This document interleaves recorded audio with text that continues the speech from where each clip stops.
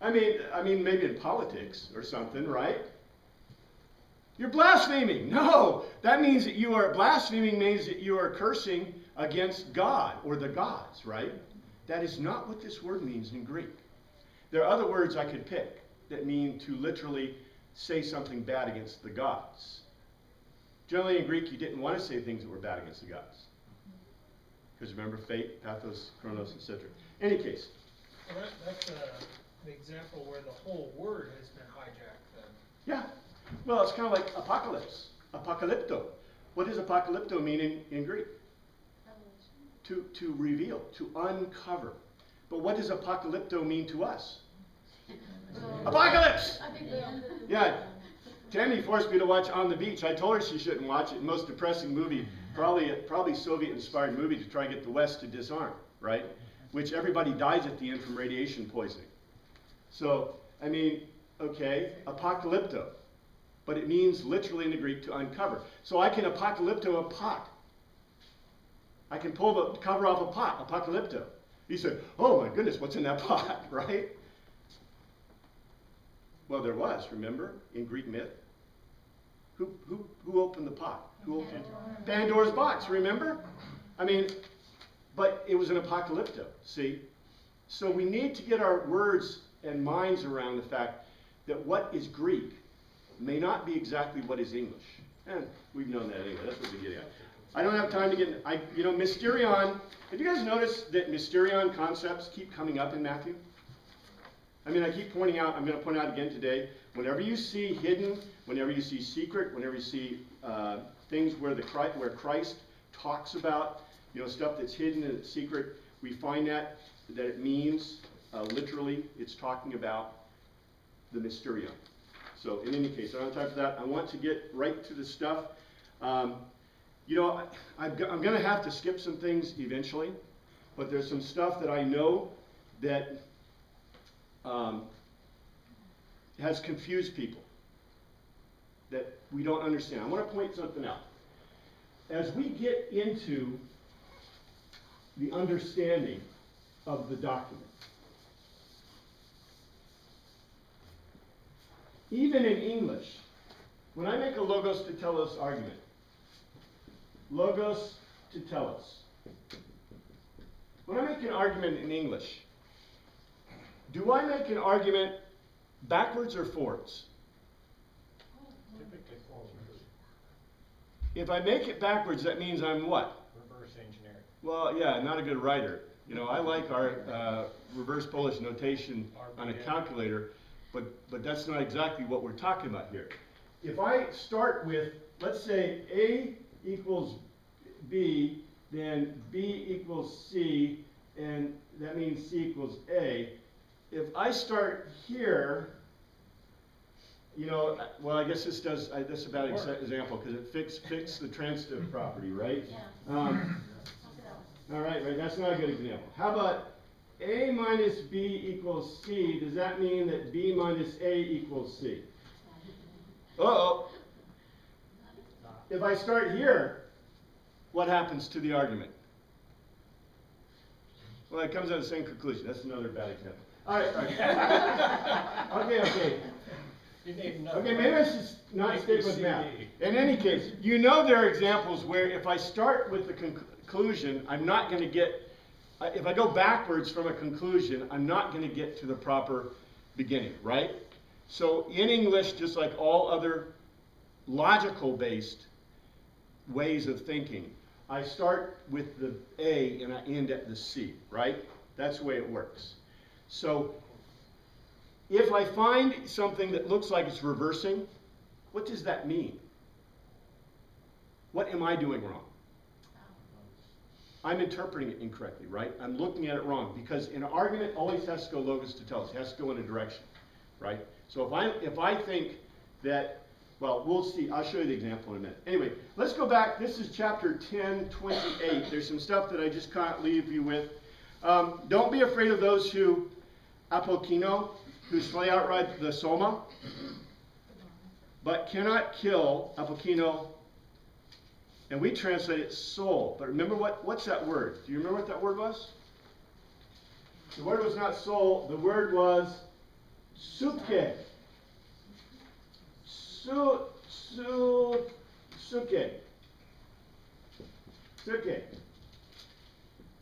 Suke. P-S-U-C-H-A. Suke. Suke means what? Mind. The mind. And it's translated as what? Life before in the Sermon on the Mount. Sermon on the High Place. So, you know, I don't like this. I don't like this where a translator chooses one word that is absolutely different than the other. Remember what I told you soma was? It says, be afraid of those who can kill outright the soma. What is the soma? Soma means body, but what is it composed of in the Greek thought? Body and soul.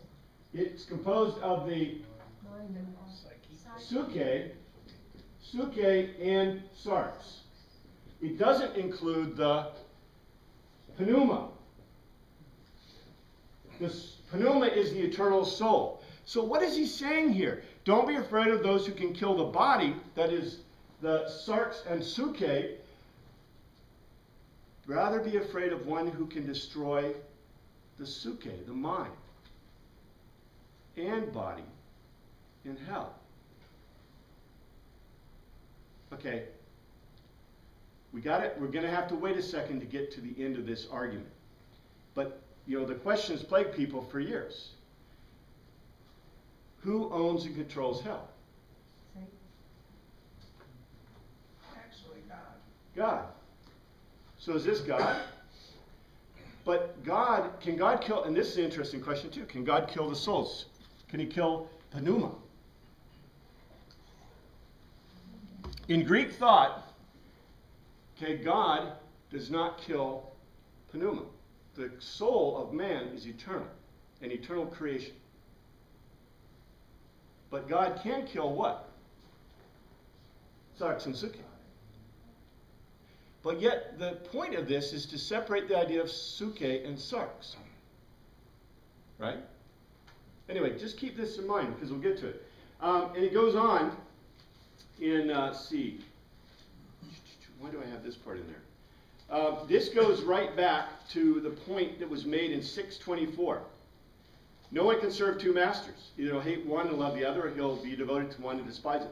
You remember I told you, whenever you see this stuff, you've got to go back and see what the argument was. Because the argument before, we want to look at these as a saying, just a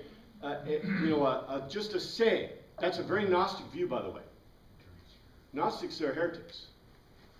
So, should we take a Gnostic view?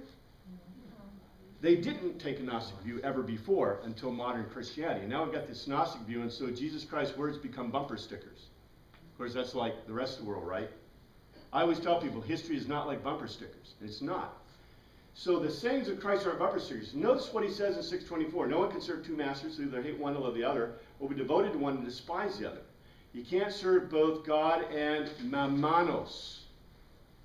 Mammanos, which I told you is a god, right? So you can't serve both Jehovah God and mammanos. It goes on, okay, what are the two masters then?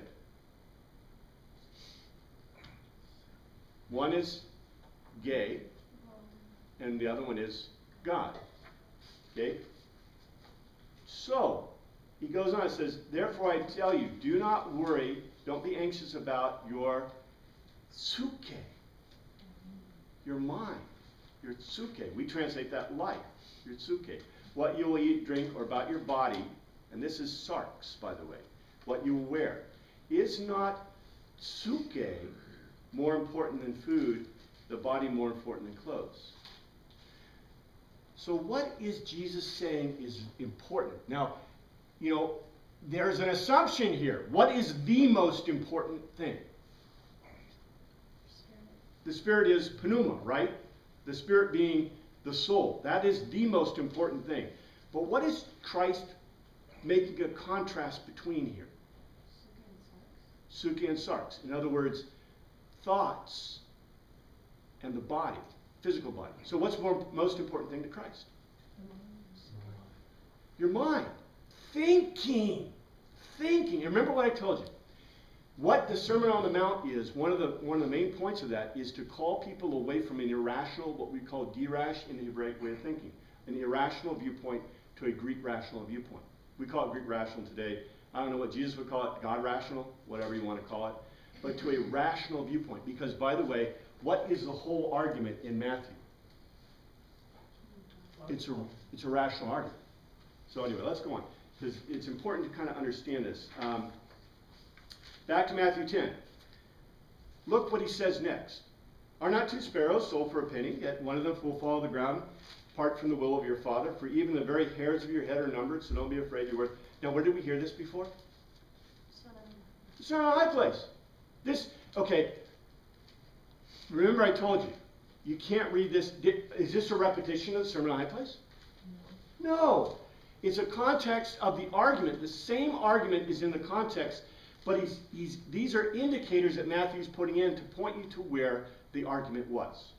So that you can go back and look at the argument, and I'm not going to take the full time to go back. Oh, Matt, why? Yes, I did. I got my notes. Look at Matthew 6:26. Look at the birds of the air. They don't sow or reap or store away in barns, yet your heavenly Father feeds them. What is the value, though? The value is suke, the mind. So what is Christ telling you to do? Put your mind to things.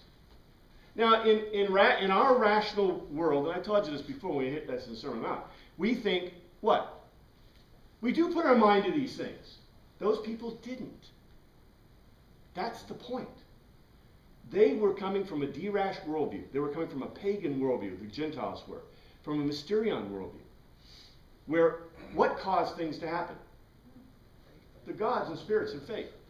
Where Jesus is telling them to go to a different way of thinking, where it's not faith.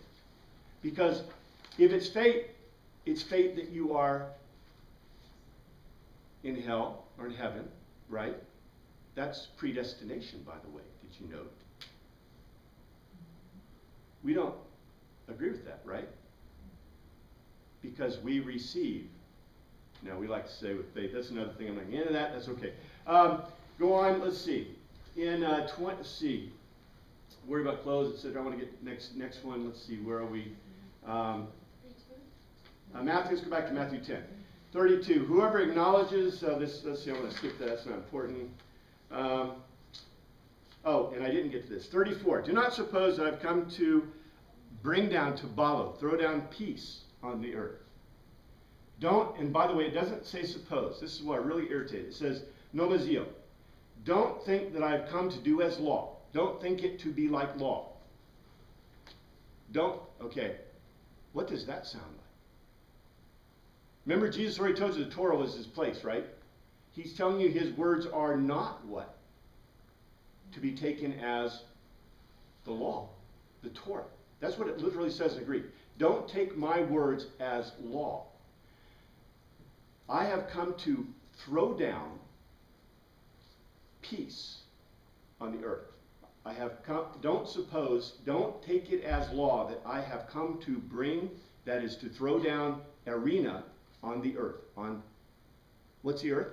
Gay. That's what Satan knows. I did not come to bring arena, but to bring, and we translate sword, it's machareya. It literally means, not macarena, literally machareya. It means a knife, and it means judicial punishment or war. It's very important. Now we translate that sword, but that's a great euphemistic translation. But it really misses the point if he's bringing just, and by the way, remember what did I tell you John the Baptist looked like? Remember? A warrior. And what did Christ act like? A rabbi, teacher. He acted like, no, he acted like a warrior. From the very moment, did he hide? When John was taken to Tiberias, where did Jesus go? Tiberias. Well, he wouldn't set foot in the city because he's a good rabbi. He went to the Sea of Galilee, which is where Tiberias is. So Jesus, we want to think of Jesus as a meek and mild guy, but Matthew is telling us that he's like what? A warrior. And Jesus himself told you he was. He says, I'm bringing judicial punishment. However you want to translate that, that's what it says. Okay? For I have come to turn a man against, kata, for I have come to diashizo, to sunder. A man, kata, down, means against or